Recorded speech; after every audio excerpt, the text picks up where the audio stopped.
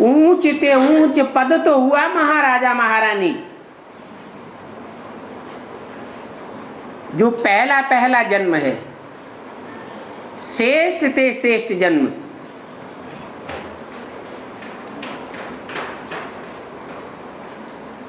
इसलिए ऊंच ते ऊंच पद है। ये ऊंच ते ऊंच बाप से पढ़ाई पढ़ करके ऊंच ते ऊंच पद पाते हैं।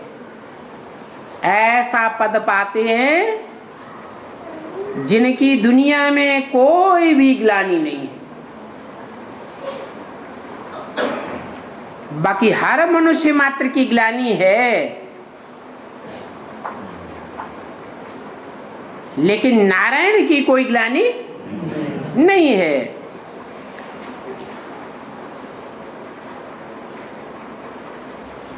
तो ऐसा ऊंच ते ऊंच पाटधारी किसने बनाया? परम पिता परमात्मा ने बनाया। और यह कोई बड़ी बात नहीं है।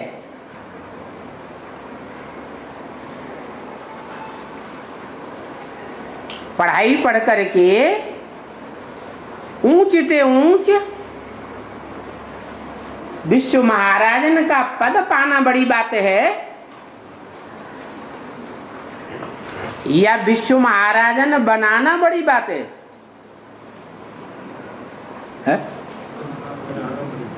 बनाना बड़ी बात है? क्या बड़ी बात है? बनाना बड़ी बात है। तो सबको बनाए,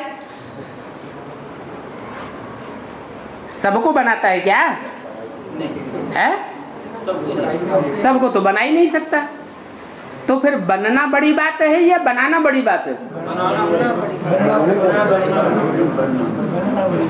है? हाँ, मेहनत काहे में है? बनने में। पढ़ाई पढ़ करके ऐसा लक्ष्मी नारायण जैसा बनने में मेहनत है। बाकी शिव बाप को पढ़ाई पढ़ाने में कोई मेहनत नहीं होती है। मेहनत उनको होती है जो देह अभिमान में होते हैं। है? अगर आत्मा अभिमान में हो तो बाबा कहते हैं आबू रोड से माउंट आबू तक पैदल चले जाए दौड़ते हुए, मेहनत अनुभव नहीं होगी। और शिव बाप को तो देह का कोई भान है ही नहीं, तो उनको ये पढ़ाई पढ़ाना कोई बड़ी बात नहीं है। हाँ, उनकी बढ़ाई है। यह बढ़ाई है कि और धर्म पिताएं ऐसी पढ़ाई पढ़ा करके ऊंच ते ऊंच नंबरवार देवी देवताएं नहीं बना सकते मनुष्य को। और बाप आकर तुम बच्चों को पढ़ाते हैं और ऐसा राजयोग सिखाते भी हैं जो तुम जन्म जन्मांतर के राजाएं बनते हो। तो बढ़ाई तो है, परंतु है कितना सहज। उनको कहा जाता है राजयोग, सहज राजयोग या कठिन राजयोग। है तो सहज ते सहज, परंतु फिर कठिन क्यों भासता है? हैं? हाँ, जो मुख्य श्रीमत है, अपन को आत्मा समझे, मुझे बाप को याद करो, पवित्र रहो, उसमें माया बिगड़ डालती है। ये तो जानते हो कि बाप को याद करने से हम सतो प्रधान बन जाते हैं। बाप क्या है? बाप तो कहा ही जाता है सत्य चित्त आनंद। सत्यता का सागर माने ज्ञान का सागर। सत्य किसे कहा जाता है? ज्ञान को ही सत्य कहा जाता है। चैतन्यता का सागर और आनंद का सागर।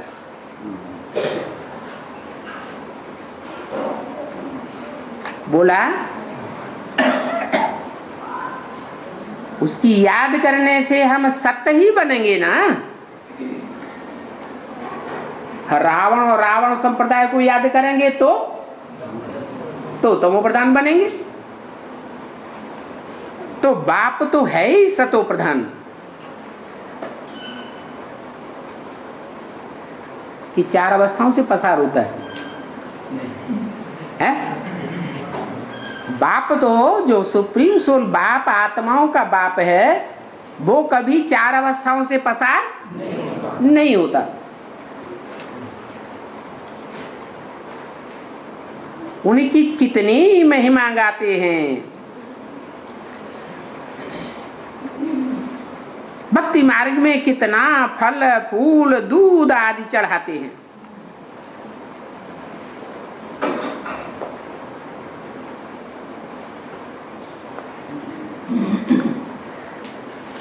समझ तो कुछ भी नहीं थी किस बात की है।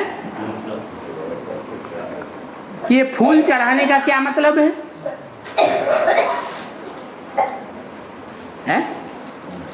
भक्ति मार्ग में जो फूल चढ़ाते हैं कहाँ की यादगार है?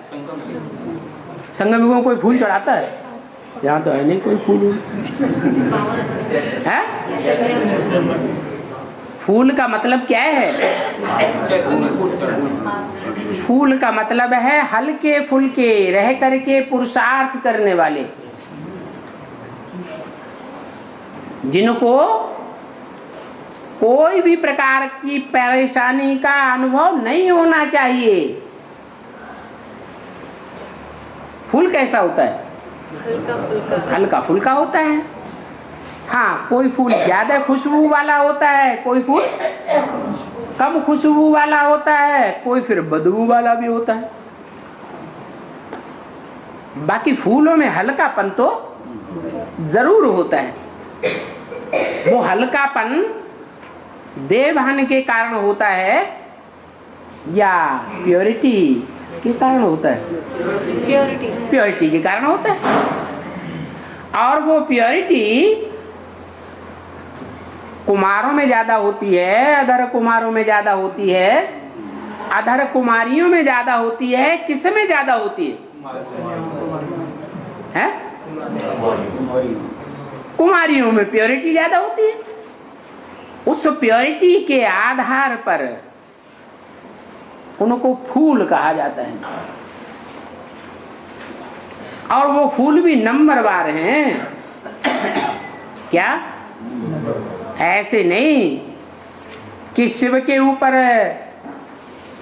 बहुत बहुत खुशबूदार फूल ही चढ़ाए जाते हों, गुलाब के फूल ही चढ़ाए जाते हों, रूहे गुलाब या किंग फ्लावर कमल फूल ही चढ़ाया जाता हो। दोनों में अंतर क्या है? किंग फ्लावर कहा जाता है वो 1 महीने तक यूं ही रखा रहने दो, कुमलाएगा? कुमलाएगा नहीं। और गुलाब का फूल है, गुलाब का फूल तो डाली चाहिए, उसको वातावरण चाहिए। लेकिन वो सुगंध जो गुलाब के फूल में होती है, रूहे गुलाब में, वो सुगंध कमल के फूल में होती नहीं। कमल के फूल में सुगंध होती है क्या? कोई तरह की सुगंध है? कोई तरह की सुगंध नहीं होती। बाकी है बड़ा फूल। फूलों में जितने भी फूल हैं उनमें बड़ा फूल है। ऐसे ही दूध चढ़ाते हैं। यहाँ तो कोई दूध नहीं चढ़ाता है। कहाँ की यादगार है? संगम की है तो यहीं की यादगार है। क्या यादगार है? सच्चा जो बाबा बताता बच्चे स्वीकार करते हैं। हैं? सच्चा जो बाबा बताता बच्चे स्वीकार करते हैं। चढ़ाने की बात है, स्वीकार करने की बात नहीं है। भक्ति मार्ग में क्या करते थे? शिव के ऊपर दूध चढ़ाते थे। क्या मतलब? बाबा के साथ सच्चाई सफाई से रहना। अरे रहना बात अलग, चढ़ाना बात अलग। सच्चे बनकर चढ़ना। अरे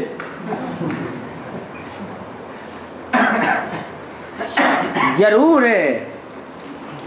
भक्ति मार्ग में जिसे लिंग कहा जाता है, उस लिंग का अर्थ भक्ति मार्ग वाले जानते नहीं हैं। क्या अर्थ है उसका? हैं? वो नहीं जानते हैं कि ये लिंग आत्मा अलग है और उसमें ज्योति बिंदु अलग है। जो लिंग है वो सतो प्रधान, सतो सामान्य, रजो और तमो होता है, लेकिन जो बिंदु है वो सदैव सतो प्रधान है। तो जो दूध चढ़ाया जाता है वो बिंदु पर चढ़ाते हैं या लिंग पर चढ़ाते हैं? लिंग पर दूध चढ़ाते हैं। जरूर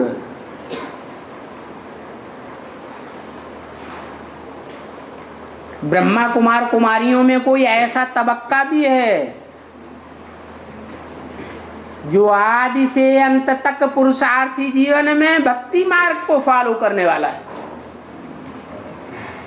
क्या? भक्ति मार्ग को फॉलो करने वाला है। ब्रह्मा बाबा ने जब शरीर छोड़ दिया तो वो ज्योति बिंदु क्या परम नाम चला जाता है? हैं? इसी षष्ठी पर कोई न कोई मुकर्रर रथ में प्रवेश करके पार्ट बजाता है, और जिस रथ में प्रवेश करके पार्ट बजाता है वो प्रैक्टिकल में निराकारी स्टेज को धारण करने वाला निराकार लिंग के रूप में दिखाया जाता है। लिंग को हाथ पांव नाक आंख कान होते हैं क्या? नहीं होते हैं। लेकिन बिंदु छोटा होता है और लिंग बड़ा होता है। तो वो तथाकथित ब्रह्मा कुमार कुमारी वो लिंग रूप चैतन्य स्वरूप जिसमें शिव प्रवेश करते हैं मुकर्रर रूप से, उसको भी ज्ञान सुनाते हैं। दूध डालते हैं कि नहीं? ज्ञान का दूध डालते हैं? दूध डालते हैं। और मंदिरों में शिवलिंग के ऊपर जो दूध डाला जाता है वो प्योर दूध कम डालते हैं, उसमें पानी ज्यादा डालते हैं। तो कहाँ की यादगार? संगम युग में जिस मुकर्रर रथ में सुप्रीम सोल प्रवेश करके पार्ट बजाता है उसको भी ज्ञान जल चढ़ाते हैं। कौन? भक्त ब्रह्मा कुमार जो बाप को पहचान नहीं पाते। तो भक्ति मार्ग में कितना फल फूल दूध आदि चढ़ाते थे, समझ कुछ भी नहीं थी।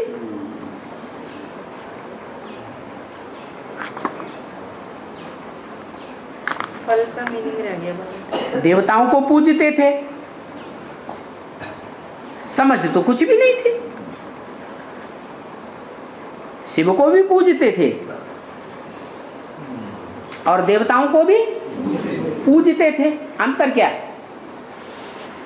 पूजा तो दोनों की करते थे, फिर अंतर क्या? कोई अंतर नहीं।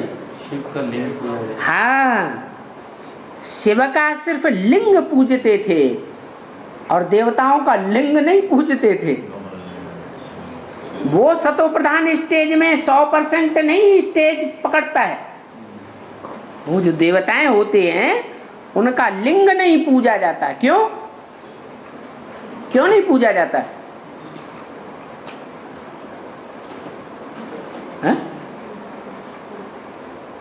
क्योंकि जो देवताएं होते हैं वो कोई भी देवता काम विकार के ऊपर वो स्टेज प्राप्त नहीं कर सकता जो शंकर के लिए गाई हुई है। क्या गाई हुई है?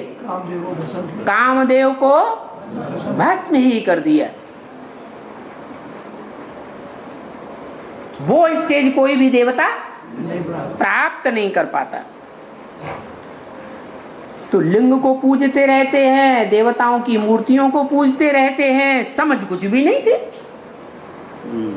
अभी तो तुमको समझ मिली है, नहीं तो सोचना चाहिए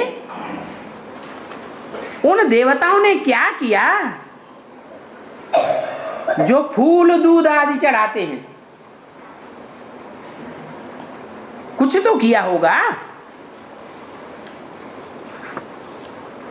और उस शिव ने क्या कर्तव्य किया? जो मंदिर में शिव की पूजा करते हैं, और देवताओं की तो कम पूजा होती है नंबरवार, शिवलिंग की तो कितनी पूजा करते हैं। देश देशांतर में, गांव गांव में, विदेशों में भी लिंग की पूजा करते हैं। इतना पूजते हो। देवताओं की पूजा का तो फिर भी मालूम है, क्योंकि देवताएं स्वर्ग के मालिक थे। तो स्वर्ग को तो सब मानते हैं, हिंदू भी मानते, मुसलमान भी मानते, क्रिश्चियन भी मानते हैं। वो देवताएं तो स्वर्ग के मालिक थे, इसलिए उनकी पूजा करते हैं। परंतु उनको स्वर्ग का मालिक किसने बनाया ये नहीं जानते। पूजा भी शिव की करते हैं, लेकिन ये ख्याल में नहीं आता कि जिसकी हम पूजा करते हैं शिव के मंदिर में, ये भगवान का रूप है। अरे अब भगवान के रूप और देवताओं के रूप में क्या अंतर पड़ गया? भक्ति मार्ग में तो पहचानना चाहिए, लेकिन नहीं पहचानते क्योंकि ज्ञान नहीं होता। अभी तो ज्ञान है तो मालूम होना चाहिए क्या अंतर है, हैं? अरे पूजा शिव की भी करते हैं मंदिर में, देवताओं की भी पूजा देवताओं के मंदिर में करते हैं, परंतु शिव के मंदिर में जो पूजा करते हैं उनमें ख्याल नहीं आता किसी को ये भगवान है। ये किसी की बुद्धि में भी नहीं आता होगा। इन देवताओं को किसने ऐसा बनाया? देवताओं पर, शिवलिंग पर फल फूल चढ़ाते हैं, कितनी भक्ति करते हैं, परंतु भक्ति करने वाले सब अनजान, बिना जाने ही भक्ति करते रहते हैं। तुम में से भी बहुतों ने इस जन्म में शिव की पूजा की होगी। क्या हो सकता है कोई ने न भी की हो, लेकिन बहुतों ने शिव की पूजा की होगी। अभी तुम समझते हो कि जब हम पूजते थे तब तो कुछ नहीं जानते थे, हैं? और अभी तो बहुत कुछ जानते हैं। उनका ऑक्यूपेशन क्या है, वो क्या सुख देते हैं। भक्ति मार्ग में तो कुछ भी पता नहीं था कि क्या ये देवताएं सुख देते हैं, हैं? देवताएं सुख देते हैं या भगवान सुख देता है? भगवान सुख देने वाला है, सुखदाता है। देवताएं जब द्वापर वो सतयुग त्रेता में थे तो वहां कोई सुख देने की बात है ही नहीं, क्योंकि वहां दुखी भी कोई नहीं होता था, सुखी ही सुखी सब थे। ये तो जानते हो कि भल राजा रानी प्रजा को सुख देते हैं, परंतु उन राजा रानियों को ऐसा बनाया किसने? बहुत से राजाएं प्रजा को कितना सुख देते हैं, ऐसे सुखदायी राजाएं किसने बनाया? वो संस्कार उन्होंने कहां से भरे? शिव बाबा ने बनाया, तो बलिहारी उनकी है, किनकी? शिव बाबा की। ये नहीं कहा बलिहारी मेरी है, बलिहारी किसकी है? किसकी? नहीं, ब्रह्मा की। ये भी नहीं कहा, क्योंकि ब्रह्मा ने तो बनाया नहीं, तो पहले ही से नहीं छोड़ गए। और मेरी है, ये भी नहीं कहा। मेरी कहें तो बाप की बात हो जाती है, आत्माओं का बाप। तो बाप तो अकेला कुछ करता ही नहीं, तो बोला बलिहारी उनकी है। कब की वाणी है? 68 की वाणी है। उनकी कह के दूर क्यों किया है? क्योंकि भविष्य में आने वाले पार्ट की तरफ इशारा किया कि बलिहारी उनकी है, न मेरी है न बलिहारी इनकी है।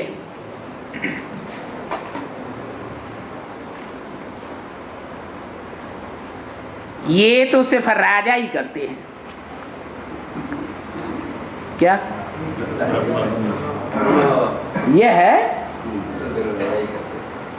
यह क्या करते हैं? ये तो सिर्फ राजा ही करते हैं। प्रजा भी बन जाते हैं। कौन? ब्रह्मा बाबा प्रजा भी बन जाते हैं और राजाई भी करते हैं। बाकी यह कोई का कल्याण नहीं करते हैं, हैं? ब्रह्मा कुमार कुमारियों का कल्याण नहीं करते। चलो प्रजापिता ब्रह्मा कुमार कुमारियों का कल्याण नहीं करते, ब्रह्मा कुमार कुमारियों का कल्याण करते हैं या नहीं? है?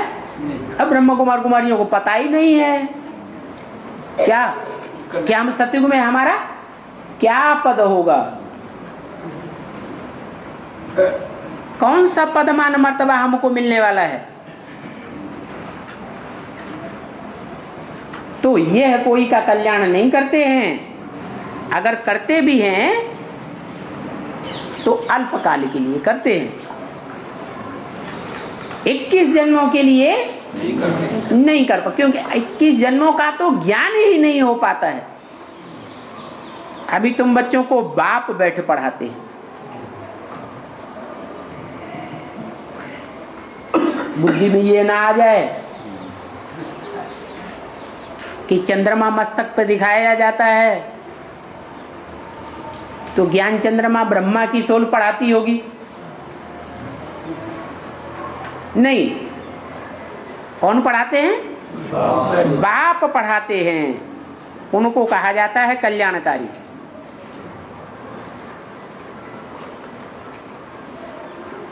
तो यहां तो कह देते मेरे को कहा जाता है कल्याणकारी, उनको क्यों कहा? आने वाले बाप का पाठ वो नहीं, पाठ तो है, वो तो शिव बाबा हो गया। यहाँ तो बाप की बात है, बाप बैठे पढ़ाते हैं और पढ़ाएंगे तो जरूर मुख से पढ़ाना पड़ेगा ना, साकारी हुआ ना, उनको कहा जाता है कल्याणकारी। तो बाप अपना परिचय बैठ देते हैं, उनका परिचय कोई दूसरा नहीं दे सकता। और ऐसे ही नहीं कि बिना प्रवेश किए बिंदु रूप में कोई परिचय दे देते हो, या ब्रह्मा में प्रवेश करके अपना परिचय दे देते हो। ब्रह्मा में प्रवेश करके जो भी सुनाया गया, ब्रह्मा को बाप का परिचय मिला?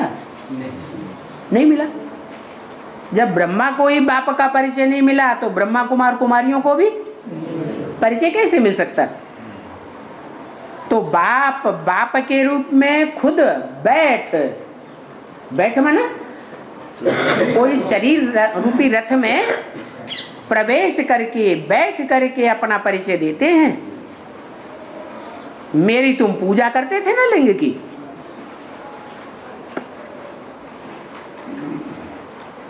है?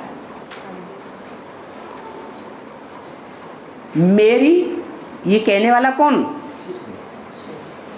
लिंग या बिंदु है?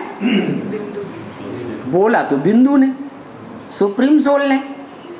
मेरी तुम पूजा करते थे, बाद में लगा दिया लिंग की पूजा करते थे, क्योंकि बिंदी की तो पूजा होती नहीं है। और उनको कहते थे परमात्मा। किनको? जिसकी पूजा करते थे उसको कहते थे परमात्मा। कैसी आत्मा? छोटी मोटी आत्मा नहीं, परम माना परम पार्टधारी, परम आत्मा सो परमात्मा हो जाता है। क्लैरिफाई करके समझाया। ऐसा क्यों कहा जाता है? परम पिता परमात्मा। परम पिता पहले, फिर परमात्मा। शिव शंकर, शिव का नाम पहले, शंकर का नाम बाद। शंकर शिव क्यों नहीं कहते? क्यों नहीं कहते? पहले बाप फिर बच्चा। तो ऐसे ही परम पिता और परमात्मा। तो बताया कि परमात्मा सो परमात्मा हो जाता है। परंतु ये नहीं जानते हैं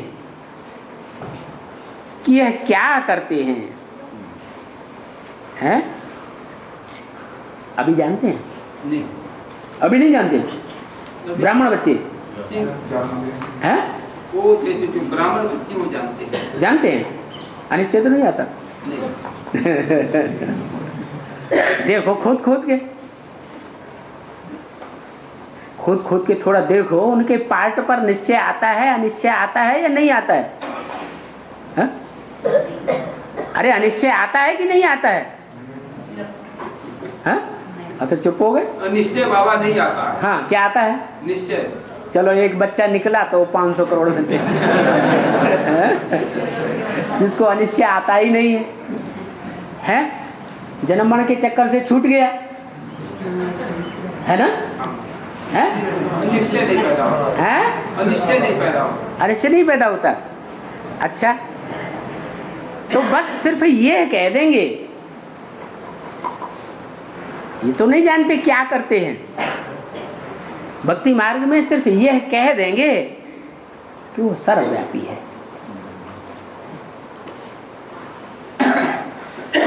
एक व्यापी है, ये बात तो बुद्धि में बैठती ही नहीं।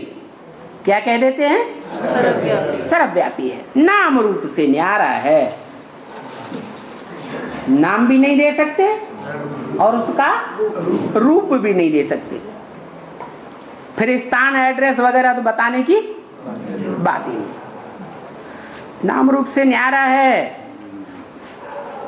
जब नाम रूप से ही न्यारा है तो उस पर फल फूल दूध आदि चढ़ाना तो शोभता नहीं है। किस पर चढ़ाते हो? आकार है, कोई न कोई साकार रूप है, तब तो चढ़ाते हैं ना। उनको निराकार तो कह नहीं सकते जिन पर फल फूल दूध आदि चढ़ाते हैं। चढ़ाते हैं इसका मतलब कुछ न कुछ है जरूर। तुमसे मनुष्य आर्गू बहुत करते हैं, इसे निराकार की साकार की बात को लेकर के बहुत आर्गू करते हैं। बाबा के पास भी आकर के आर्ग्यू करेंगे निराकार साकार का, फालतू माथा खपावेंगे, फायदा कुछ भी नहीं होने वाला।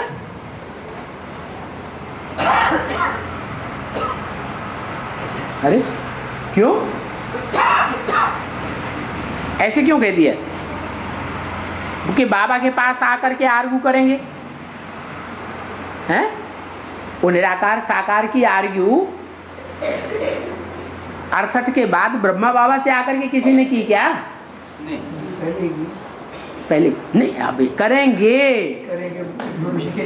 इसका मतलब आगे जो साकार पार्ट है बाबा का, उससे भी आकर के बहुत आर्ग्यू करेंगे, लेकिन आर्ग्यू करने वालों को मिलने वाला कुछ भी नहीं। क्यों?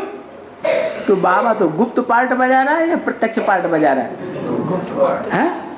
गुप्त पार्ट बजा रहा है। वो तो कहते हैं ये तो हम तो खुद ढूंढ रहे हैं वो कहाँ है?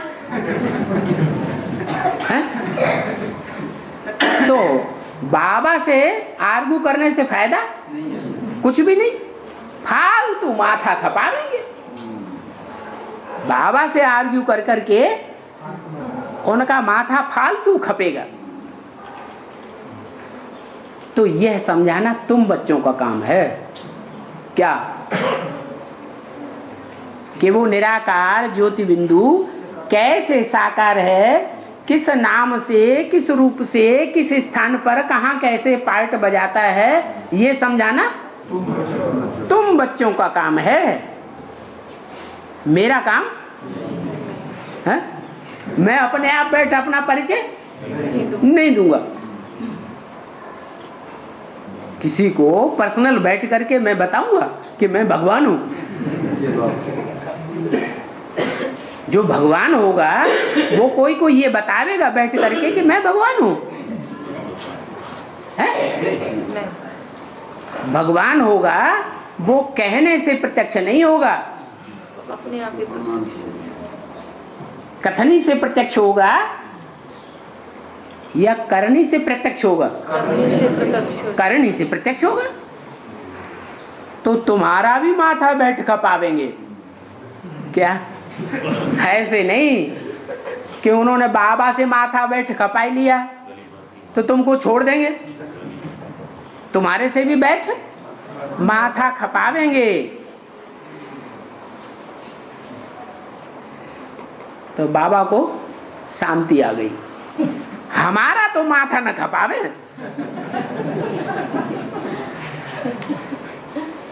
बच्चों का भले माथा खपावे, लेकिन हमारा तो माथा न खपावे।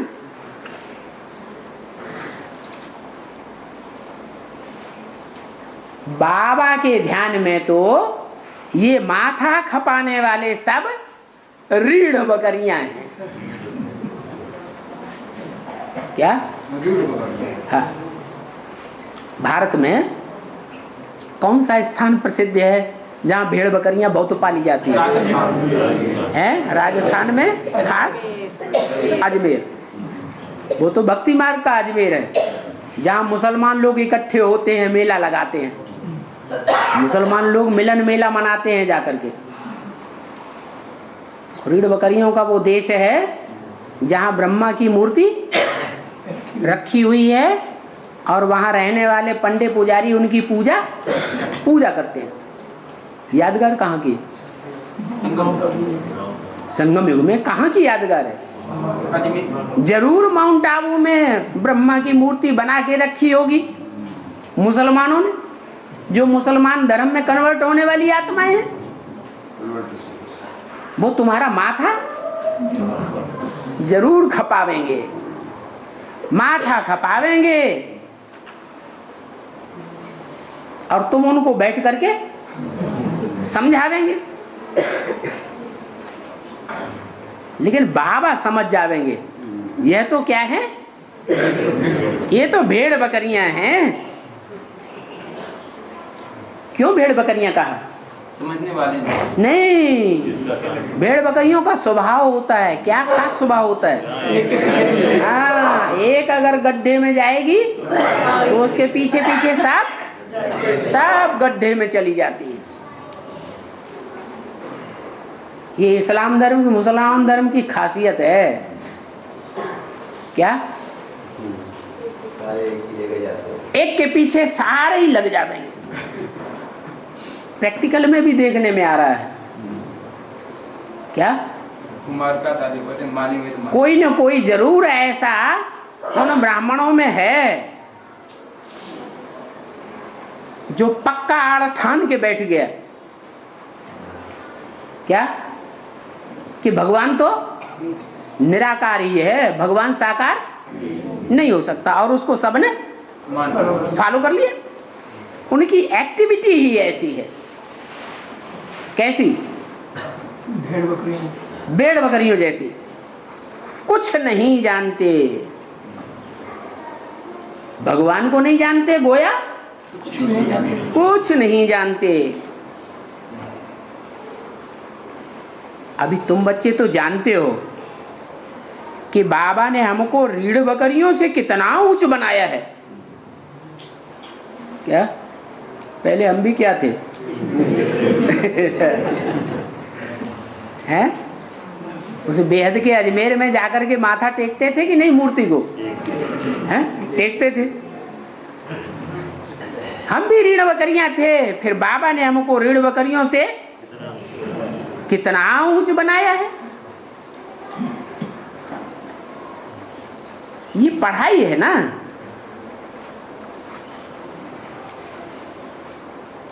ये पढ़ाई बाप बैठे टीचर बन करके पढ़ाते हैं,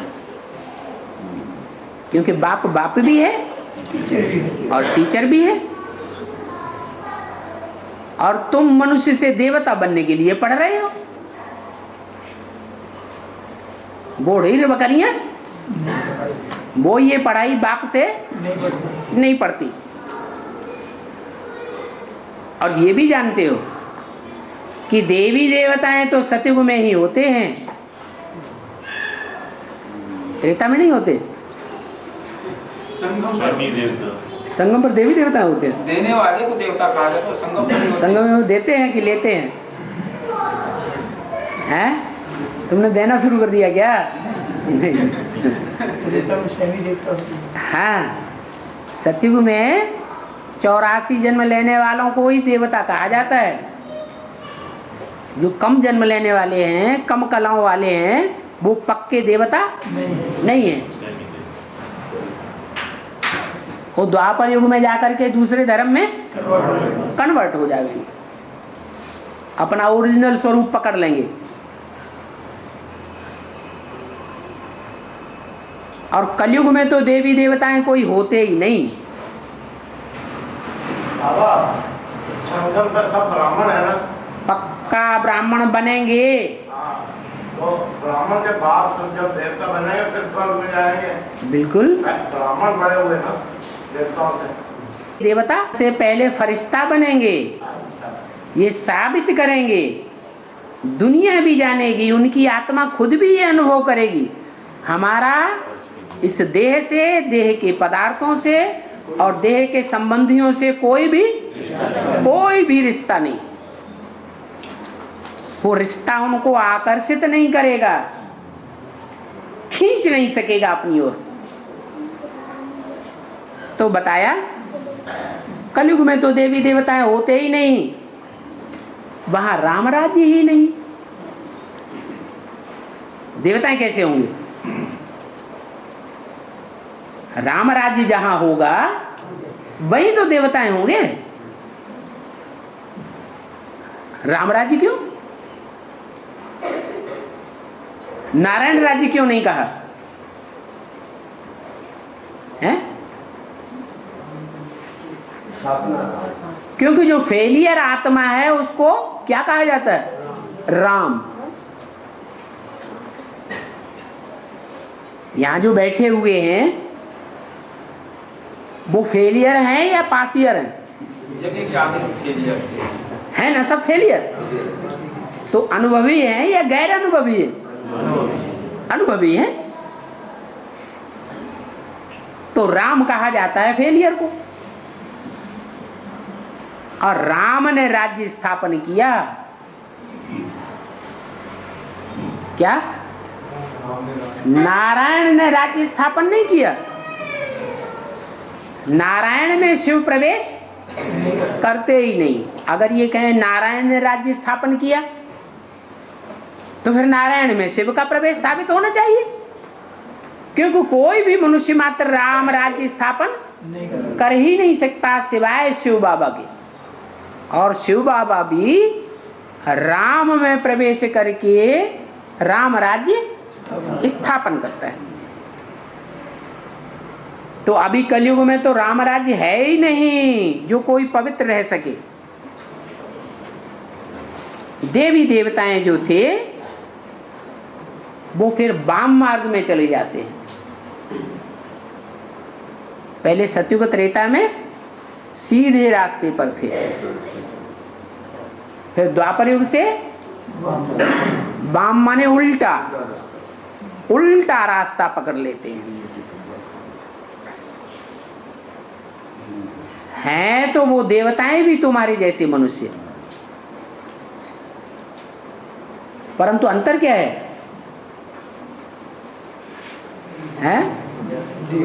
तुम द्वापर से हिंसक बन पड़े, काम कटारी की हिंसा भी करने लग पड़े और स्थूल हिंसा भी करने लग पड़े। और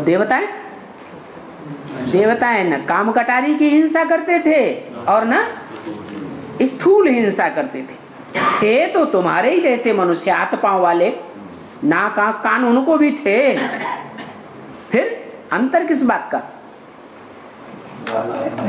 करनी का अंतर पड़ गया। बाकी जैसे चित्र दिखाए हैं देवताओं के, ऐसे नहीं हैं। जगन्नाथ के मंदिर में तुम देखेंगे काले चित्र हैं। तो क्या ऐसे काले थे? हैं? उनका शरीर काला कलूटा अफ्रीकन जैसा था क्या? अच्छा, आत्मा थी काली? नहीं। अरे जगन्नाथ के मंदिर में काला चित्र क्यों दिखाते हैं? गोरे बन गए थे क्या? संपन्न स्टेज जब बनी उसकी यादगार चित्र बनाई गई। तो जब संपन्न स्टेज बनी है उससे पहले पुरुषार्थी जीवन था या बाद में पुरुषार्थी जीवन होता है?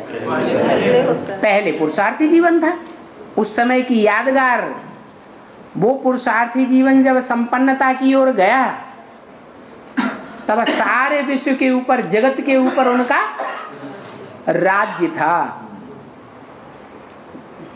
देवात्माओं के ऊपर भी राज्य था, देवताओं के दिल के ऊपर भी विजय प्राप्त की, और जो भी दूसरे दूसरे धर्म की आत्माएं हैं उनके ऊपर भी दिल पर विजय प्राप्त की।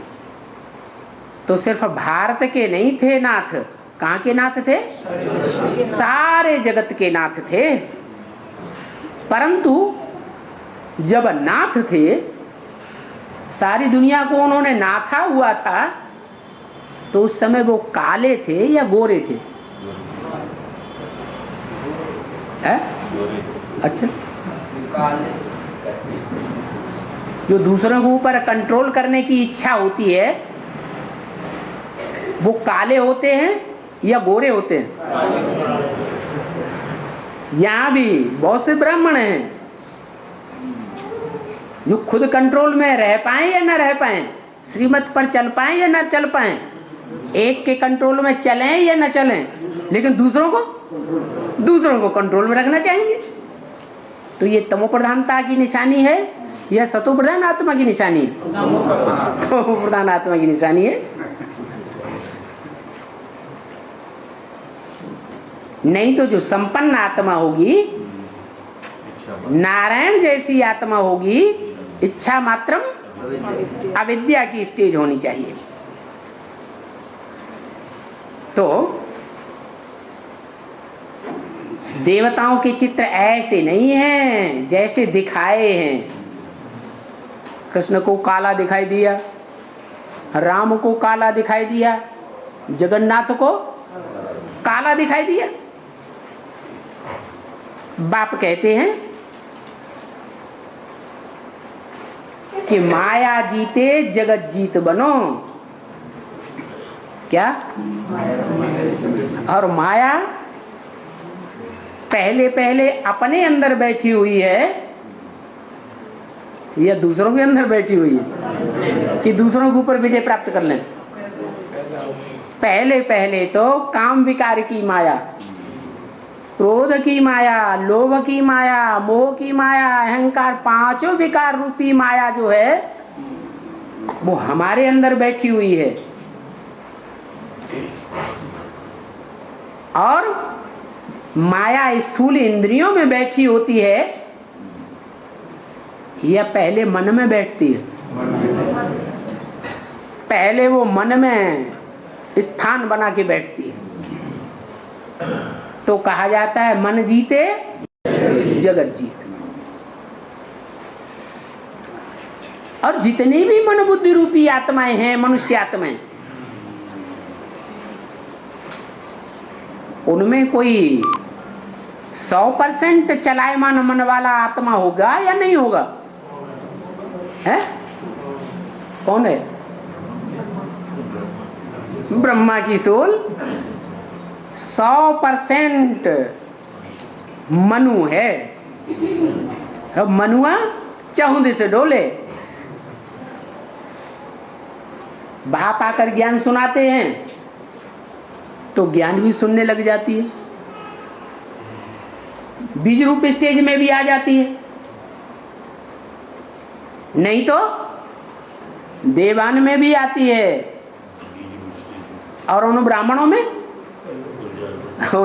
में जाकर के प्रवेश करके पढ़ाई भी पढ़ाती है। तो जब पढ़ाई पढ़ाती है तो शिवोहम बन करके पढ़ाई पढ़ाती है या ये बुद्धि में होता है कि शिव बाबा अलग कोई साकार शरीर में पढ़ाई पढ़ा रहा होगा? शिवोहम बन करके पढ़ाई पढ़ाती है, बुद्धि में बैठा हुआ है क्या कि गीता का साकार भगवान मैं हूं। अब मुरली में तो बोला हुआ है मैं आकारी ब्रह्मा में प्रवेश ही नहीं करता हूं, परंतु मनुष्यों को अपने मुख से बोली हुई बात ही भूल जाती है। तो ब्रह्मा बाबा को भी अपने मुख से कही हुई ये बातें भूल गई, उन्हें याद ही नहीं। ओम